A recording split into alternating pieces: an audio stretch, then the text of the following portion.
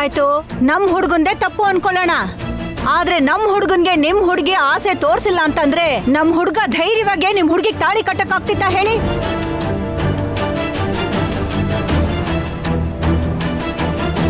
ಸರಿಯಾಗಿ ಹೇಳ್ಬೇಕು ಅಂದ್ರೆ ಅವತ್ತಿಟ್ಟಂತ ಮುಹೂರ್ತ ಇವ್ರ ಮದ್ವೆಗ್ ಅಲ್ವೇ ಅಲ್ಲ. ಗಣಗಳು ಕೂಡ್ ಬಂದಿದ್ಯೋ ಗೊತ್ತಿಲ್ಲ, ಜಾತಕ ಹೊಂದಾಣಿಕೆ ಆಗಿದ್ಯೋ ಇಲ್ವೋ ಗೊತ್ತಿಲ್ಲ.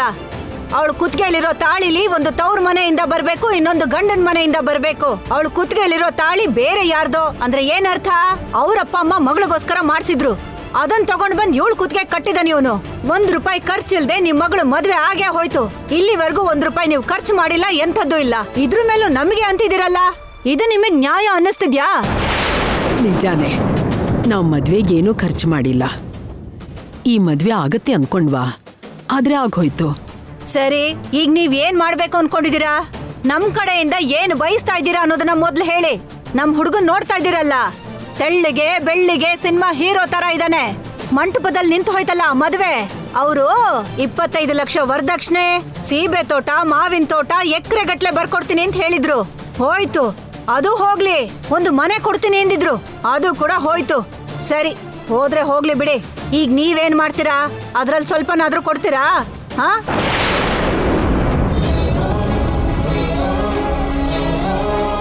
ಇಲ್ಲಿ ನೋಡಿ, ನಮ್ಮಪ್ಪ ಅಮ್ಮ ಆಸ್ತಿ ಪಾಸ್ತಿ ಏನ್ ಕೂಡಿಟ್ಕೊಂಡಿಲ್ಲ. ನಾನೇನು ಗೋವಿಂದಗ್ ಮೋಸ ಮಾಡೋ ಬುಟ್ಟಿಗ್ ಬೀಳಿಸ್ಕೊಂಡು ಮದ್ವೆ ಮಾಡ್ಕೊಳ್ಳಿಲ್ಲ. ಮೊದ್ಲು ಅವನ್ ಇಷ್ಟಪಟ್ಟ, ಅದಾದ್ಮೇಲೆ ನಾನ್ ಇಷ್ಟಪಟ್ಟೆ, ಮದ್ವೆನೂ ಆಯ್ತು. ನಮ್ಮಪ್ಪ ಅಮ್ಮ ವರದಕ್ಷಿಣೆನ ಕೊಡಕ್ಕಾಗಲ್ಲ. ಅದನ್ನೆಲ್ಲ ತಂದು ನಮ್ ತಲೆ ಮೇಲೆ ಕುಂದ್ರಿಸ್ಬೇಕಂತ ಮಾಡ್ರೇನೋ. ಅಜ್ಜಿ, ನೀನ್ ಮಾತಾಡೋ ಸುಮ್ನಿರು.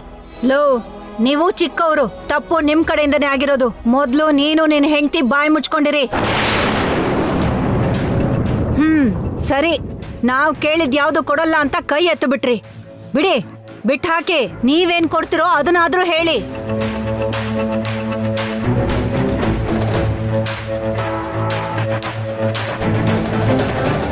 ಹುಡುಗಿಗೆ 10 ಗ್ರಾಮಿನ ಒಡವೆ ಬಟ್ಟೆ, ಹುಡುಗನ್ ತಂದೆ ತಾಯಿಗೆ ಸೀರೆ ಪಂಚೆ, ಅಣ್ಣ ತಮ್ಮಂದ್ರಿಗೆ ದೊಡ್ಡೋರ್ಗೆ ಬಟ್ಟೆ ಕೊಡಿಸ್ತೀವಿ. ನಮ್ಮ ಕೈಲಾದಷ್ಟು ಕೊಟ್ಟು ಕಳಿಸ್ತೀವಿ. ನಮ್ಮ ಕೈಲಾಗೋದೇ ಇಷ್ಟು. ಏನ್ ಕನಕ, ಏನ್ ಹೇಳ್ತ್ಯಾ? ಏನ್ ಹೇಳದ? ಹತ್ರ ಬರ್ತೈತೇನ? ಬೇಡ ಅಂದ್ರೂ ಬರ್ದೇ ಹೋಗ್ತೈತೇನ? ಅಷ್ಟೇ ಬಿಡು. ಇಷ್ಟನ್ನ ನಮ್ಮೂರಲ್ಲಿ ತೋಟದಲ್ಲಿ ಕೆಲಸ ಮಾಡೋರ್ಗೂ ಕೊಡ್ತೀವಿ. ಮಾಡೋದಿನ್ನೇನಿದೆ? ಸರಿ, ಇಲ್ಲಿ ನೋಡಿ, ನಾವು ನಿಮ್ ಕೆಲ್ಸದವ್ರಿಗಿಂತ ಕಮ್ಮಿ ಇರ್ಬೋದೇನೋ, ಆದ್ರೆ ಆತ್ಮಗೌರವದಲ್ಲ. ದಯವಿಟ್ಟು ನಮ್ಮ ಅಪ್ಪ ಅಮ್ಮನ ಬಗ್ಗೆ ತಪ್ಪಾಗಿ ಮಾತಾಡ್ಬೇಡಿ. ಆಹಾ, ಆಯ್ತು ಬಿಡಮ್ಮ. ತಲೆ ಮೇಲೆ ಕೂರಿಸ್ಕೊಂಡು ಪೂಜೆ ಮಾಡ್ತೀವಿ, ಆಯ್ತಾ? ನೀನ್ ಸ್ವಲ್ಪ ಹೊತ್ತು ಬಾಯಿ ಮುಚ್ಕೊಂಡಿರೋ. ಎಲ್ ನೋಡಮ್ಮ, ನೀವು ಮಾಡ್ಬೇಕು ಅನ್ಕೊಂಡಿರೋದು, ಕೊಡ್ಬೇಕು ಅನ್ಕೊಂಡಿರೋದು ಯಾವ್ದೇ ಇದ್ರು ಸರಿ, ಈಗೇನ್ ಹೇಳಿರ್ತಿರೋ ಅವತ್ತು ನಮ್ಗದನ್ ಕೊಡ್ಲೇಬೇಕು. ಲೆಕ್ಕ ವ್ಯತ್ಯಾಸ ಆದ್ರೆ ಚೆನ್ನಾಗಿರಲ್ಲ, ಈಗ್ಲೇ ಹೇಳ್ತಾ ಇದ್ದೀನಿ. ಹಾ, ಇನ್ನೊಂದ್ ಮಾತು, ನೀವು ಮಾಡೋ ಶಾಸ್ತ್ರಗಳು ಯಾವ್ದೇ ಇದ್ರು ಸರಿ, ನಮ್ ಪದ್ಧತಿ ಪ್ರಕಾರನೇ ಮಾಡ್ಬೇಕು. ಶಾಸ್ತ್ರದಲ್ಲಿ ಸಂಪ್ರದಾಯದಲ್ಲಿ ಯಾವ್ದೇ ರೀತಿ ವ್ಯತ್ಯಾಸ ಆಗ್ಬಾರ್ದು, ಈಗ್ಲೇ ಹೇಳ್ತಾ ಇದ್ದೀನಿ. ನಮಗೂ ಕೆಲವು ಆಸೆಗಳು, ನಮ್ದು ಕೆಲವು ಪದ್ಧತಿಗಳಿವೆ. ನಮ್ಮ ಪದ್ಧತಿಲಿ ನಾವು ಮಾಡ್ಬೇಕು ಅನ್ಕೊಂಡಿದೀವಿ. ಎಲ್ಲ ನೀ ಅನ್ಕೊಂಡಾಗ ಆದ್ಮ್ಯಾಲ ಇನ್ನ ನಾವ್ ಯಾತಕ? ಮಗನ್ನ ನಾ ದಾನ ಮಾಡಕ್ ಹೆತ್ತಿನೇನ? ನೀನು ಮಗಳನ್ನ ಕನ್ಯಾದಾನ ಮಾಡಕ್ ಹೆತ್ತಿದಿ. ಹೌದಮ್ಮ, ಹೌದು, ನಾವು ಕನ್ಯಾದಾನ ಮಾಡೋಕೆ ಹೆತ್ತಿದೀವಿ. ಆದ್ರೆ ನಾವು ನಮ್ಮ ಮಗಳನ್ನ ದಾರೆ ಎರೆದು ನಿಮ್ ಮನೆಗ್ ಸೊಸೆಯಾಗಿ ಕಳ್ಸೋ ತನಕ ಅವಳು ಈ ಮನೆ ಮಗಳೇ ತಾನೆ. ಅಲ್ಲಿವರೆಗೂ ನಮ್ಮ ಆಸೆಗೆ ತಕ್ಕಂಗೆ ನಮ್ಮ ಸಂಪ್ರದಾಯದ ಪ್ರಕಾರ ಎಲ್ಲಾ ಶಾಸ್ತ್ರಗಳನ್ನು ಮಾಡ್ತೀನಿ. ಚೆನ್ನಾಗೇ ಇದೆ ಬಿಡಮ್ಮ. ಈಗ ನಿನ್ನ ಮಗಳಿಗೆ ಮಾತ್ರ ಆ ಶಾಸ್ತ್ರ ಮಾಡಿದ್ರಿ ಅನ್ಕೊಳ್ಳಿ, ಆಗ ನಿನ್ಗಿಷ್ಟ ಬಂದ ಹಾಗೆ ಮಾಡ್ಕೋಬಹುದು. ಆದ್ರೆ ಆ ಶಾಸ್ತ್ರದಲ್ಲಿ ನಮ್ ಹುಡುಗನು ಕೂರಿಸ್ತೀನಿ ಅಂತಿದ್ದೀರಲ್ಲ, ಅಂದ್ರೆ ಏನು? ಆ ಶಾಸ್ತ್ರಗಳನ್ನ ನಮ್ ಹುಡುಗ ಬಂದು ನಿಮ್ ಪದ್ಧತಿಲೇ ಮಾಡ್ಬೇಕು ಅಂತನಾ? ಹಾ, ನಿಮ್ಗಿಷ್ಟ ಬಂದ ಹಾಗೆ ನಮ್ಮ ಹುಡುಗನ್ ಕುಣಿಸ್ಬೇಕು ಅಂತಿದ್ದೀರಾ ಏನು? ಇಲ್ಲಿ ನೋಡಿ, ನೀವು ಸುಮ್ಮನೆ ಏನೇನೋ ಅನ್ಕೋತಾ ಇದ್ದೀರಾ.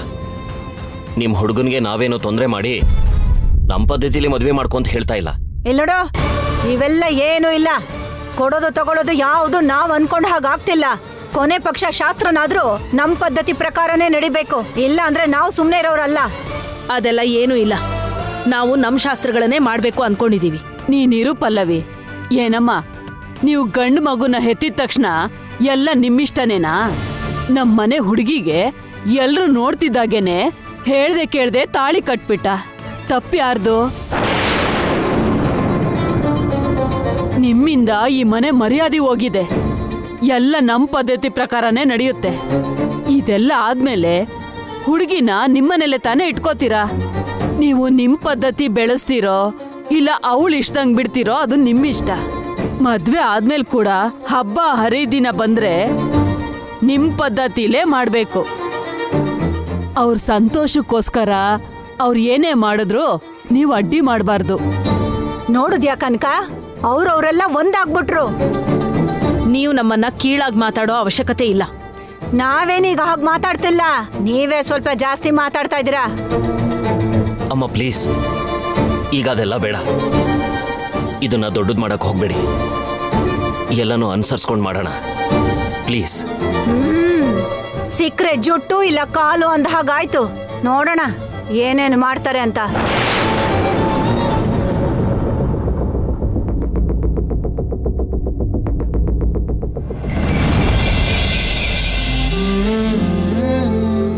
ಅಲ್ಲ, ಆಸೆಗೊಂದು ಇತಿಮಿತಿ ಬೇಡವಾ? ಏನ್ ಪದ್ಧತಿ ಇದು? ಮತ್ತೆ ಅವ್ರ ಜೊತೆಗೆ ಅದ್ಯಾರನ್ನೋ ಬೇರೆ ಕರ್ಕೊಂಡ್ ಬಂದಿದ್ದಾರೆ. ಅವ್ರು ಯಾಕೋ ನಂಗೆ ಹಿಡಿಸ್ಲಿಲ್ಲ ಕಣೆ ಪಲ್ಲವಿ. ನಿನ್ ಮೊಮ್ಮಗಳು ಆಸೆ ಪಟ್ಕೊಂಡು ಹೋಗಿದಾಳಲ್ಲ ಆ ಮನೆಗೆ, ಹೇಗ್ ಉದ್ಧಾರ ಆಗ್ತಾಳೋ, ಅವಳ ಜೀವನನ ಹೇಗ್ ಸರಿ ಮಾಡ್ಕೋತಾಳೋ.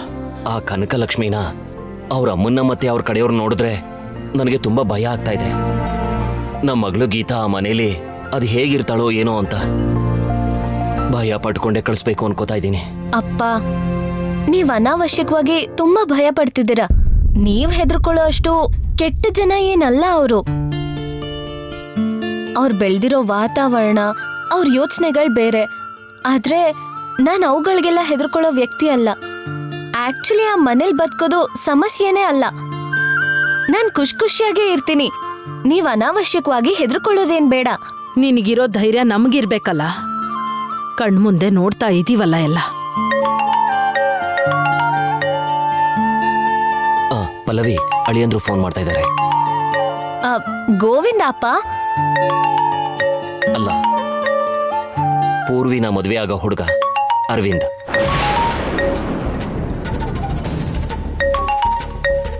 ಏನಪ್ಪ, ಹಾಗಾದ್ರೆ ಗೋವಿಂದ್ ನಿಮ್ಮ ಅಳಿಯ ಅಲ್ವಾ? ನಮ್ಗಿಷ್ಟ ಇಲ್ದೇನೆ ಮದುವೆ ಆಗಿದ್ರು ಕೂಡ ಮಗಳು ಗಂಡ ಅಳಿಯನೇ ಅಲ್ವೇನಮ್ಮ? ಒಂದ್ ನಿಮಿಷ. ಹಲೋ ಸರ್, ನಮಸ್ಕಾರ. ಏನಪ್ಪ ನೀನು ಇನ್ನೂ ಸಾರು ಗೀರು ಅನ್ಕೊಂಡು ನೀನು ಈ ಮನೆಗೆ ಅಳಿಯ ಆಗ್ತಿರೋನು. ಬಾಯಿ ತುಂಬ ಮಾವ ಅಂತ ಹೇಳು, ಸಂತೋಷ ಪಡ್ತೀನಿ.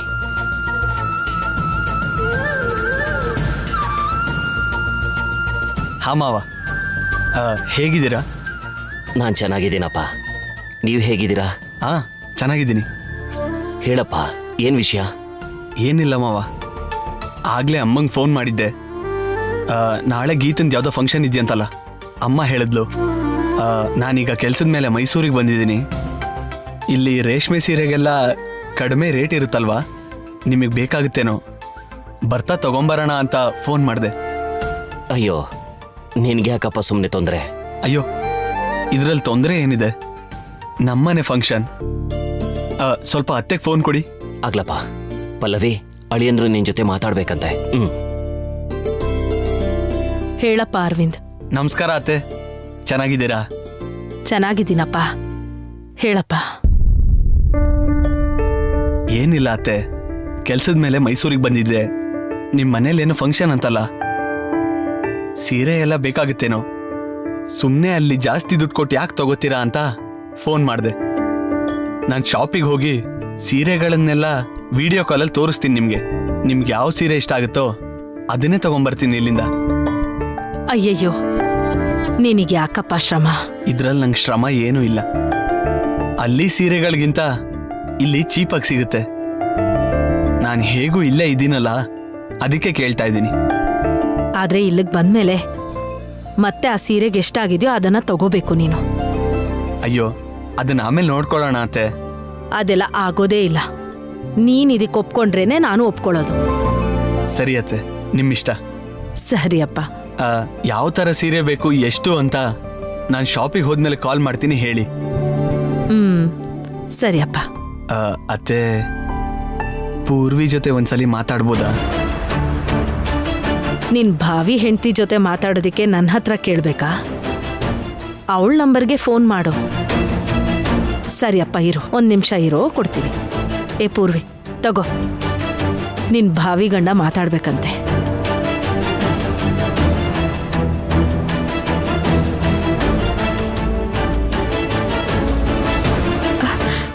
Hello. Hi Purvi. Hello. Hello, ಕೇಳಿಸ್ತಾ ಇಲ್ವಾ? Hello, hi Purvi. ಕೇಳಿಸ್ತಾ ಇದೆ, ಹೇಳಿ. ಹೇಗಿದ್ದೀರಾ? ನಾನು ಮೈಸೂರಿಗೆ ಬಂದಿದ್ದೆ. ನಿಮ್ಮ ಸಿಸ್ಟರ್ದೇನೋ ಫಂಕ್ಷನ್ ಅಂತ ಅಲ್ವಾ, ಅದಕ್ಕೆ ಅಂತ ಇಲ್ಲಿಂದ ಸ್ಯಾರೀಸ್ ತಗೊಂಬರೋಣ ಅನ್ಕೊಂಡಿದ್ದೆ. ನಿನಗೂ ಗಿಫ್ಟ್ ಕೊಡೋಣ ಅಂತ ಒಂದೊಳ್ಳೆ ಸೀರೆ ತಗೊಂಬರೋಣ ಅಂತ ಅನ್ಕೊಂಡಿದ್ದೀನಿ. ನಿಮಗೆ ಯಾವ್ಯಾವ ಕಲರ್ಸ್ ಅಂದ್ರೆ ಇಷ್ಟ?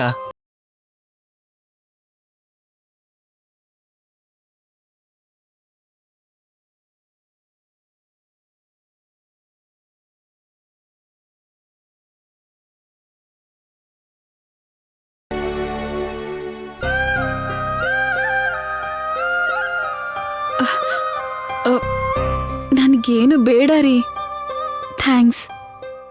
ಹಾಗಲ್ಲ, ಹೇಳಿ. ನನಗೇನು ಬೇಡ. ಸರಿ, ನಿಮ್ ತಂಗಿಗೆ ಯಾವ ಥರದ ಸೀರೆ ಬೇಕು ಹೇಳಿ. ಒಂದೇ ನಿಮಿಷ, ನಾನು ನನ್ನ ತಂಗಿ ಗೀತಂಗೆ ಫೋನ್ ಕೊಡ್ತೀನಿ.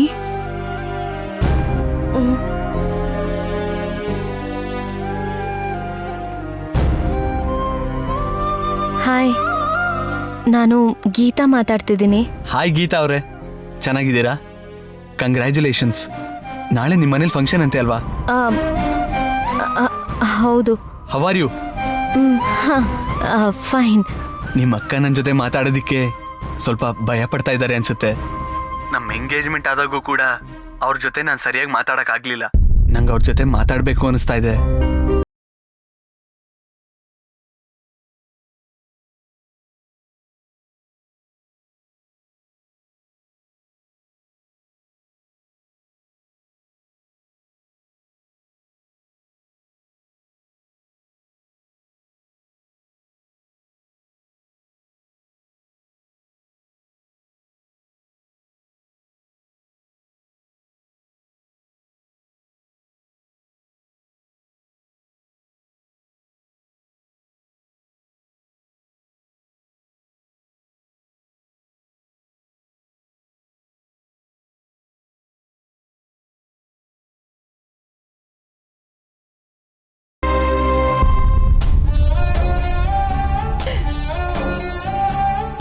ಹೇ ಪೂರ್ವಿ, ನಾಳೆ ನಿನ್ ಫಂಕ್ಷನ್ ಆದ್ಮೇಲೆ ಅಮ್ಮ ಅಪ್ಪ ಖಂಡಿತವಾಗ್ಲೂ ನನ್ನ ಮದ್ವೆಗೆ ಮುಹೂರ್ತ ನೋಡಿಸ್ತಾರೆ. ನನಗೇನ್ ಮಾಡ್ಬೇಕು ಗೊತ್ತಾಗ್ತಿಲ್ಲ. ನೀನೇನು ಹೆದರ್ಕೋಬೇಡ. ಅವ್ರ ಟೈಮ್ ಫಿಕ್ಸ್ ಮಾಡೋಕೆ ನಾನು ಬಿಡೋದೇ ಇಲ್ಲ. ಏನಾದ್ರೂ ಒಂದ್ ಮಾಡ್ತೀನಿ.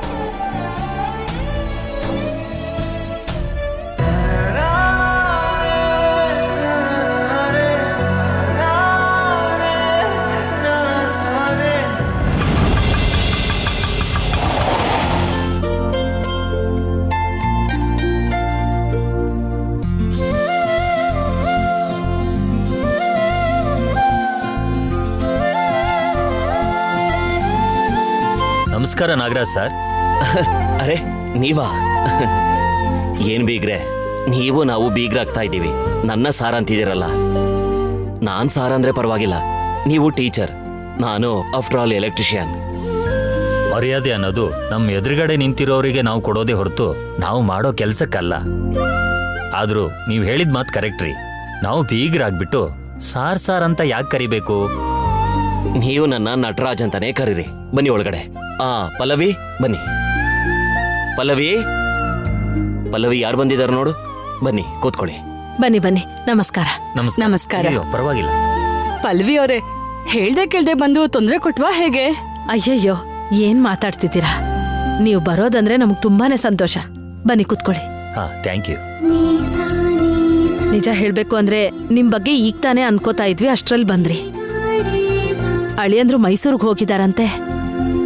ನಾಳೆ ನಿಮ್ ಮನೇಲಿ ಏನೋ ಫಂಕ್ಷನ್ ಇದೆಯಂತಲ್ಲ, ಅಲ್ಲಿಂದ ಸೀರೆ ಏನಾದ್ರೂ ತಗೊಂಬರ್ಬೇಕಾ ಅಂತ ಈಗ ತಾನೇ ಫೋನ್ ಮಾಡಿದ್ರು.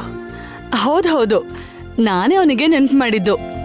ಅಷ್ಟು ದೂರ ಹೋಗಿದ್ದಾನೆ, ನಿಮ್ಗೂ ಸಹಾಯ ಆದ ಹಾಗಾಗತ್ತಲ್ಲ. ನಿಮ್ಮನ್ನೆಲ್ಲ ನೋಡ್ತಿದ್ರೆ ತುಂಬಾ ಸಂತೋಷ ಆಗುತ್ತಮ್ಮ. ಸಾಮಾನ್ಯವಾಗಿ ಗಂಡಿನ ಕಡೆಯವರು ವಿಧವಾದ ಬೈಕೆಗಳನ್ನ ಹೇಳ್ಕೊತಾರೆ ಅಂತ ಕೇಳಿದ್ದೀನಿ. ಆದ್ರೆ ನಮ್ಗೆ ಇಲ್ಲಿವರೆಗೂ ನಿಮ್ ಕಡೆಯಿಂದ ಯಾವ ತೊಂದರೆ ಆಗ್ಲಿ ಬೇಜಾರಾಗ್ಲಿ ಆಗ್ಲಿಲ್ಲ. ನಿಜವಾಗ್ಲೂ ನಾವು ಭಯ ಪಟ್ಟಿದ್ದ ಎಷ್ಟೊಂದು ವಿಷಯಗಳಲ್ಲಿ ನೀವು ನಮ್ ಜೊತೆ ಮಾತಾಡಿ ಧೈರ್ಯ ಹೇಳಿದ್ದೀರಾ. ಅದ್ರಲ್ಲೇನಿದೆಯಮ್ಮ, ಸಂಬಂಧ ಬೆಳೆದ್ಮೇಲೆ ಒಬ್ರು ಕಷ್ಟ ಸುಖಗಳನ್ನ ಇನ್ನೊಬ್ರು ಹಂಚ್ಕೋಬೇಕಲ್ವಾ? ಅಷ್ಟು ಅರ್ಥ ಮಾಡ್ಕೊಳ್ಳಿಲ್ಲ ಅಂದ್ರೆ ಯಾಕಮ್ಮ ಈ ಜೀವನ? ಹೌದು, ಅಷ್ಟಕ್ಕೂ ನನ್ನ ಸೊಸೆ ಎಲ್ಲಿದ್ದಾಳೆ? ಇದ್ದಾಳೆ, ಅವಳ ತಂಗಿ ಬಂದಿದ್ದಾಳೆ. ಇಬ್ರು ಕುತ್ಕೊಂಡು ಮಾತಾಡ್ತಾ ಇದ್ದಾರೆ. ಈಗ ತಾನೇ ಅರವಿಂದ್ ಕೂಡ ಅವಳ ಜೊತೆ ಮಾತಾಡ್ದ. ಹೌದಾ? ಹಾ. ಅಮ್ಮ ಪೂರ್ವಿ, ನಿನ್ನ ಅತ್ತೆ ಮಾವ ಬಂದಿದಾರಮ್ಮ, ಬೇಗ ಬಾ ಇಲ್ಲಿ. ಬಾಮ್ಮ, ಭಾವಿ ಸೊಸೆ.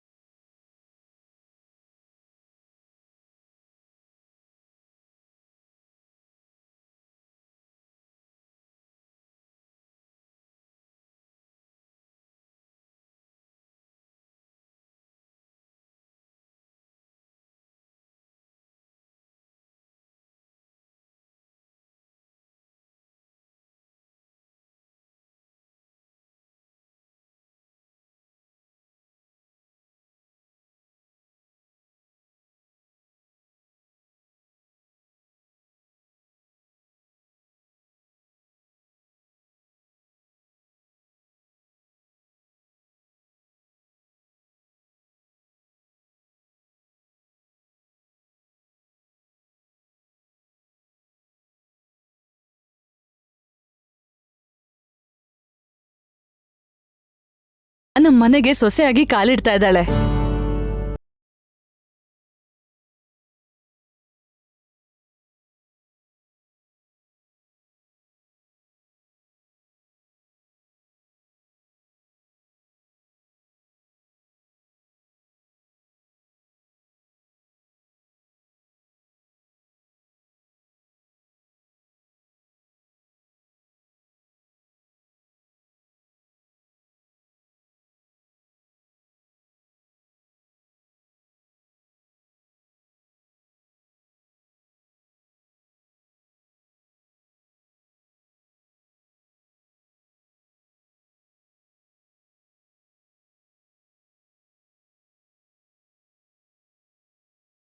ಪುರೋಹಿತ್ರಿಗೆ ಬರೋ ಕೇಳಿದ್ದೀನಿ.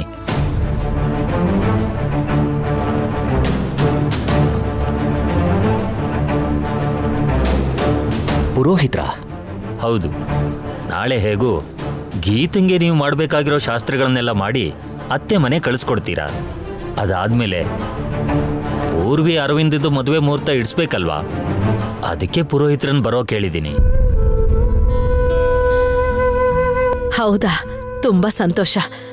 ಪೂರ್ವಿ, ಹೋಗಿ ಟಕ್ಕಂತ ಸೀರೆ ಉಟ್ಕೊಂಡ್ ಬಾ.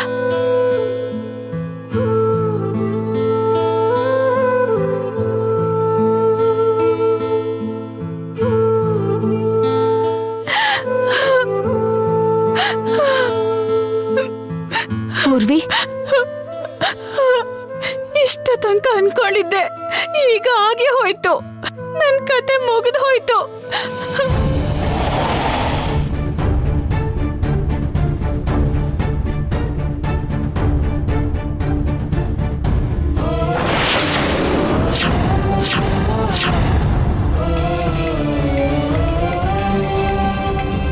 ಹಲೋ, ನಾನು ಈ ಕಡೆ ಒಂದು ಮುಹೂರ್ತ ಇಟ್ಕೊಡಕ್ ಬಂದಿದ್ದೀನಿ. ಹೇಳಿ, ಈಗ ಕೇಳಿಸ್ತಿದೆ ಏನು ಅಂತ ಹೇಳಿ. ಪೂರ್ವಿ, ಗೀತಾ, ಗೀತಾ, ಎಲ್ಲ ಮುಗಿದು ಹೋಯ್ತು. ಇವತ್ತಿಗೆ ಇಷ್ಟು ದಿನ ಕಾಪಾಡ್ಕೊಂಡ್ ಬಂದಿದ್ ರಹಸ್ಯ ಎಲ್ಲ ಬಯಲಾಗ್ ಹೋಗತ್ತೆ. ಆ ಮುಹೂರ್ತ ಇಡಕ್ ಬರ್ತಿದಾರಲ್ಲ ಪುರೋಹಿತ್ರಿಗೆ, ನಾನು ಬಾಲಾಜಿ ಮದ್ವೆ ಮಾಡ್ಕೊಂಡಿರೋ ವಿಷಯ ಗೊತ್ತಿದೆ.